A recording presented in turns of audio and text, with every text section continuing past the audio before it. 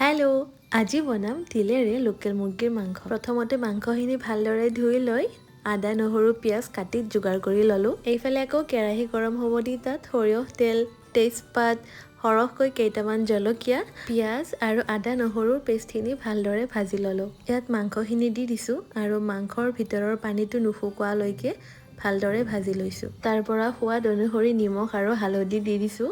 ইয়াত মই অইন মছলা ব্যৱহাৰ নকৰোঁ যিহেতু মই তিলেৰে বনাম, অকল মই তিলে ব্যৱহাৰ কৰিম। এতিয়া মই দুটামান আলু গুটি দি দিছোঁ আৰু লগতে এটা কেপচিকামো দি দিছোঁ। ভাপতে অকণমান ভাজি লৈ গুড়ি কৰি থৈ দিয়া তিলখিনি ইয়াতে দি দিছোঁ। ভালদৰে আকৌ একবাৰ মিহলি কৰি লৈছোঁ আৰু এয়া মছলা পানীখিনি মই দি দিছোঁ। আকৌ এবাৰ আটাইখিনি ভালদৰে লৰাই লৈছোঁ।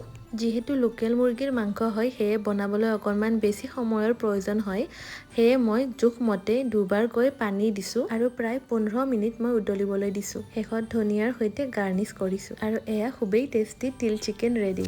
আপোনালোকে বাৰু তিল চিকেন খাই ভাল পায়নে? কমেণ্ট কৰি জনাবচোন।